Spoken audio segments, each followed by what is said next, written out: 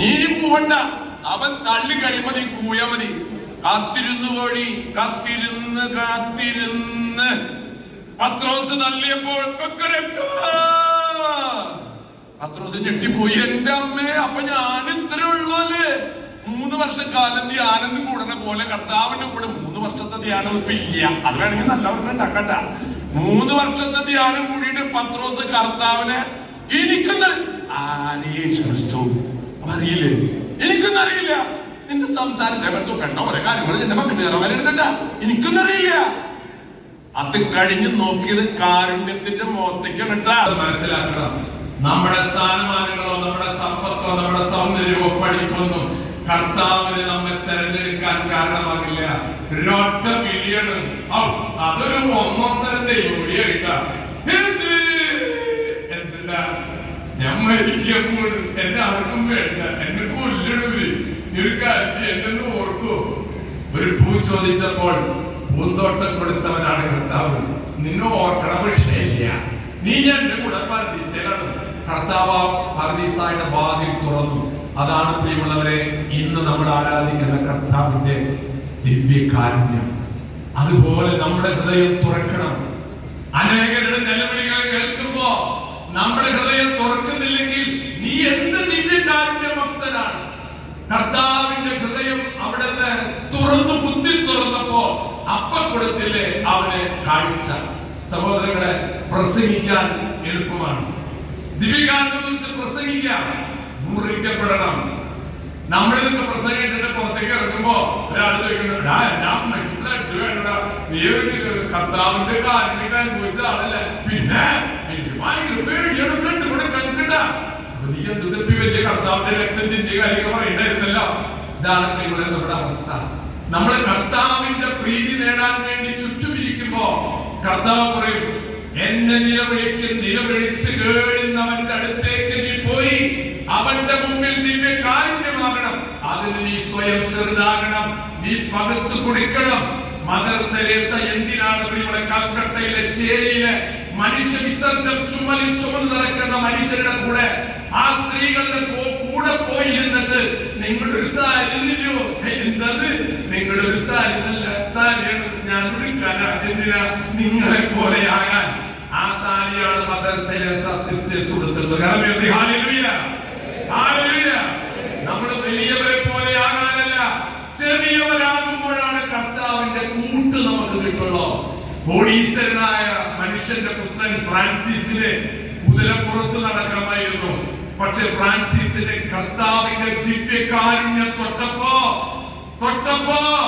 നോക്കിയപ്പോൾ ആ കുരിശ് കണ്ണു തുറന്നിട്ട് അസീസിയെ നോക്കി ദഹിച്ചു പോയി. Francis, you build my church, എന്റെ സഭയെ നീ പണിയുക.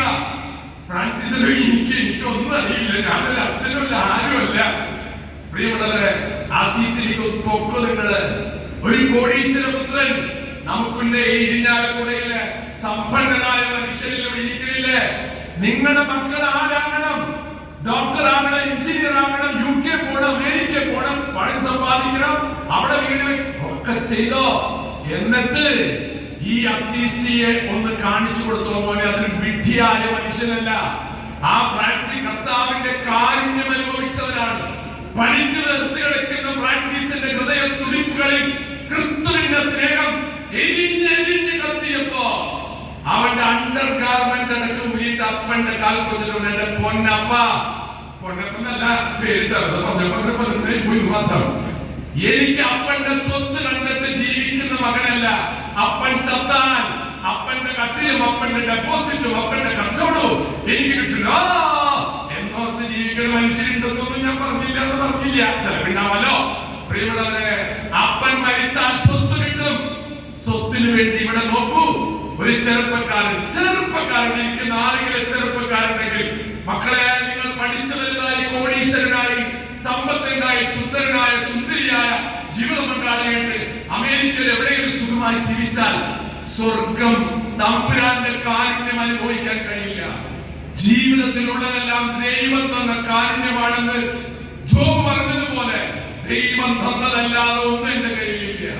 ദൈവം തന്നത് എപ്പോ വേണമെങ്കിൽ ചോദിച്ചോ. ഞാൻ ചിലപ്പോ ചിന്തിക്കാറുണ്ട്, മാതാപിതാക്കൾ ഇങ്ങനെ കുരിശിന്റെ ചുവട്ടിൽ നിൽക്കാൻ പറ്റണേ. നിന്റെ ഭർത്താവ് മരിച്ചു, വിധവയായി, കുടുങ്ങിയ വിധവയായിട്ടുള്ള അമ്മമാരുടെ ഇരിപ്പുണ്ടാവും. ഭർത്താവ് മരിച്ചുകൊണ്ട് വിധവയായ പരിശുദ്ധ മറിയം, ആരുടെ തുണ? ആകൊരു മോനുള്ളോ?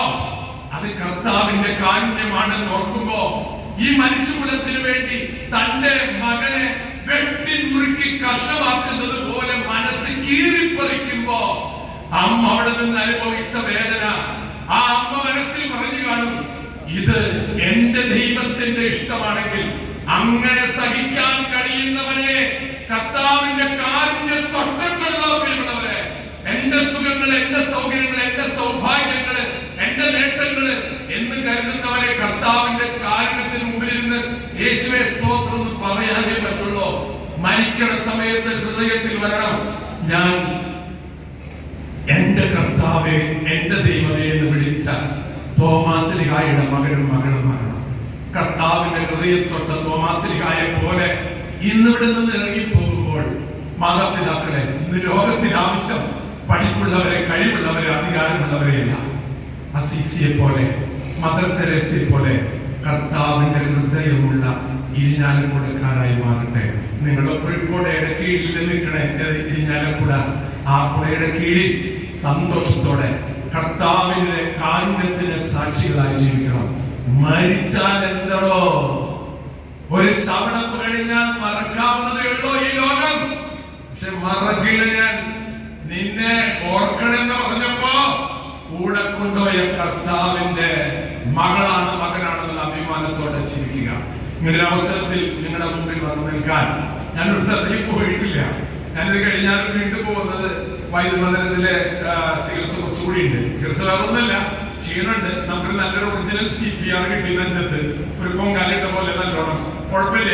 ഒരു അസുഖമില്ലാണ്ട് അവരോട് കിട്ടാൻ ഫ്രീ അല്ലേ? അസുഖം ഉണ്ടായിട്ട് കിട്ടുന്നത് അതാണ്. പക്ഷെ ഇത് ഫ്രീ ആയിട്ട് അവിടെ കിട്ടി. ആകമാരുടെ അടുക്കളയ്ക്ക്. പക്ഷെ ഒരു കുഴപ്പമില്ലായിരുന്നു. ഞാൻ ആ പോയ പോക്കിന് പോവാണെങ്കിൽ എനിക്ക് ഭയങ്കര സന്തോഷമായിരുന്നു. പക്ഷെ പോയില്ലേ, പോയി എനിക്ക് ഭയങ്കര സന്തോഷമായിരുന്നു ഉറപ്പായിട്ടും. പക്ഷെ വീണ്ടും തിരിച്ചു വന്നിരിക്കണം, ഇനി എന്തെങ്കിലുമൊക്കെ ചെയ്യണം. പക്ഷെ കൊടാനും കൂടി മനുഷ്യൻ എന്നെ അത്ഭുതപ്പെടുത്തി. ദൈവം ഇത്രമാത്രം നീ എന്നെ സ്നേഹിക്കുന്നുണ്ടോ എന്ന് തിരിച്ചറിയാനും ഭാഗ്യമായി. നിങ്ങൾ പലരും അതിനോട് പറഞ്ഞു പ്രാർത്ഥിച്ചത്. എല്ലാത്തിനും നന്ദി. അഭിയുടെ പിതാവിനും അച്ഛന്മാർക്കും നിങ്ങൾക്ക് എല്ലാവർക്കും. ഞാൻ ഇന്ന് എന്റെ കുട്ടികളുടെ കുർബാനസേവനം കഴിഞ്ഞ് പാഞ്ഞു വിലയിരുന്നു. അച്ഛനെ വിളിച്ചു പറഞ്ഞു, ഡേവിസത്തെ വിളിച്ചു പറഞ്ഞപ്പോ പിതാവ് വിളിച്ചു പറഞ്ഞു, സന്തോഷമുണ്ട്. നമുക്ക് എല്ലാവർക്കും ലോകം കഴിഞ്ഞ് പോകുമ്പോ അഭിമാനത്തോടെ പറയാൻ, ക്രിസ്തുവിന്റെ ഹൃദയം എനിക്കുണ്ട് എന്ന് പറയാൻ. പകുത്തു കൊടുക്കൂ പ്രിയമുള്ളവരെ, ജീവിതത്തിലുള്ളതെല്ലാം മുറിച്ചു തരുന്ന ദിവ്യകാരന്റെ കൈകളിൽ വെക്കുമ്പോ ഓർത്തോളോ, ചോര ഈ അപ്പത്തിലെ വേദനയില്ലാത്ത ലോകത്തേക്കാണ് കൊണ്ടുപോകുന്നതിനാൽ എന്റെ പിതാവിന്റെ മകനിൽ ക്യാൻസർ ഇല്ല. എന്റെ പിതാവിന്റെ മകനിൽ ഞാൻ ഉറപ്പായിട്ട് പറയാറുണ്ട്, ഞങ്ങളൊക്കെ നിങ്ങളുടെ പിന്നിലുണ്ടാവാൻ സാധ്യതയുള്ളൂ. അപ്പൊ നിങ്ങള് സ്വർഗത്തിന്റെ കവാടത്തില് കയറാൻ നിൽക്കുന്ന സമയത്ത് തിരിച്ചു പോകുമ്പോ എന്താ ചെറുപ്പ പൊക്കം ഞാൻ പിന്നാലെ വരാൻ നോക്കട്ടെ. കാരണം ഞങ്ങൾക്കൊന്നും അത്ര സങ്കടങ്ങളില്ല. നിങ്ങൾക്കാണെങ്കിൽ ഇവിടെ വന്നിരിക്കുന്നുണ്ടെങ്കിൽ ഇപ്പോഴും വീട്ടിലത്തെ കാര്യം ആലോചിച്ച്, മോന്റെ കാര്യം ആലോചിച്ച്, ഭർത്താവിന്റെ കാര്യം ആലോചിച്ച്, കുട്ടിയുടെ കാര്യം ആലോചിച്ച്, ചിലരുടെ കൂടിയൊന്നും അല്ല. അവർ അട്രാക്ഷൻ കിട്ടാൻ വേണ്ടിയിട്ടാണ് ഞാൻ ഓരോ ഭാഷ ഒച്ചയ്ക്ക് ഉണ്ടാക്കുന്നത്. ചിലരെങ്കിലും ഇരുന്നിരിക്കണേ അച്ഛൻ ശ്രദ്ധിച്ചാ. പ്രിയമുള്ളവരെ, വളരെ കലുഷിതമായ മനസ്സുകളാണ്.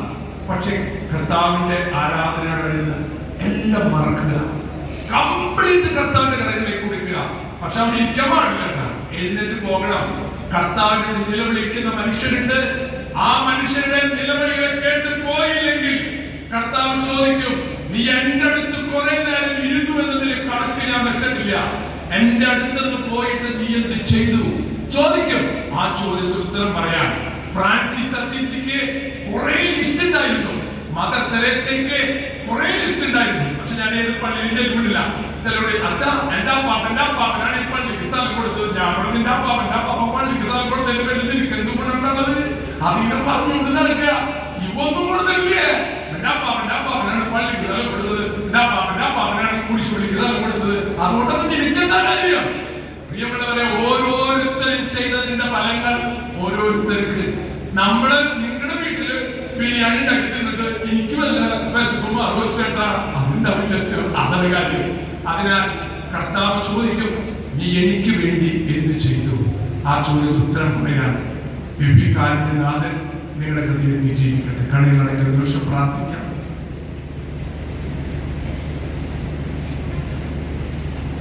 ദൈവത്തിന്റെ കാരുണ്യമായി ഈ ഭൂമിയിലേക്ക് ഞങ്ങളുടെ രൂപം സ്വീകരിച്ചു വന്ന കർത്താവേ, നീ എങ്ങനെ ഇത്ര ചെറുതാകാൻ കഴിയും? നീ എങ്ങനെ ഇത്ര വിനീതനാകാൻ കഴിയും? നിനക്കെങ്ങനെ ഞങ്ങളുടെ മുമ്പിൽ നിന്നിട്ട് നഗ്നനാവാൻ കഴിഞ്ഞു? എല്ലാവരും തന്നെ ഓരോന്ന് പറഞ്ഞിട്ടും എന്തുകൊണ്ട് നീ തിരിച്ചു പറഞ്ഞില്ല? അവസാനം ബറാബാസിന്റെ ഒപ്പം നിർത്തിയിട്ടും പരിഭവമുണ്ടായില്ലല്ലോ. മരിക്കണ സമയത്ത് ഒരു കള്ളൻ ചോദിച്ചപ്പോ, പ്രാണൻ പിടക്കണ സമയത്ത് പോലും ഞങ്ങളോട് നീ കാണിച്ച കാരുണ്യം മറക്കില്ല. ഞങ്ങൾക്കൊരു മരണമുണ്ട്, അതൊന്നെങ്കിൽ ക്യാൻസർ, അല്ലെങ്കിൽ ഹാർട്ട് അറ്റാക്ക്, കിഡ്നിക്ക് അസുഖം, അടുത്ത ആരുണ്ടാവില്ല. പക്ഷെ എനിക്ക് ഉറപ്പുണ്ട്, എൻ്റെ കൂടെ നീ ഉണ്ടാകും, കൂടെയുണ്ട്, ഞാൻ നിന്റെ കൂടെയുണ്ട്, ഭയപ്പെടേണ്ട. ഈശോയുടെ കാരുണ്യം നിങ്ങളെ പൊതിഞ്ഞ് സംരക്ഷിക്കുക. ഈശോ വിഷയത്തിൽ സ്തുതിയായിരിക്കട്ടെ. ഈ ഒരു അരമണിക്കൂർ നേരം നമ്മളോട് പറയുന്ന ദൈവത്തിന്റെ കാരുണ്യം സ്വന്തം ജീവിതത്തിലൂടെ അനുഭവിച്ചറിഞ്ഞ ആ ജീവിതത്തിന്റെ സാന്നിധ്യമായ ദിവ്യകാരുണ്യനാഥനെ കുറിച്ച് നിങ്ങളോട് സംസാരിച്ച നമ്മുടെ ഡേവിസ് ചെറുമനച്ചന് നന്ദി അർപ്പിച്ച് സംസാരിക്കുന്നതിനായി നമ്മുടെ പാസ്റ്റർ കൗൺസിൽ സെക്രട്ടറി ശ്രീമാൻ ഡേവിസ് ഊക്കരെ ഒത്തിരി സ്നേഹത്തോടെ സ്വാഗതം ചെയ്യുന്നു. എത്രയോ സ്നേഹം നിറഞ്ഞ ഡേവിസ് ചെറുമനച്ച യോജിച്ച വിവിധ ഘടകങ്ങളിൽ നിന്നും എത്തിച്ചേർന്നിരിക്കുന്ന നേതാക്കന്മാരെ, പ്രതിനിധികളെ,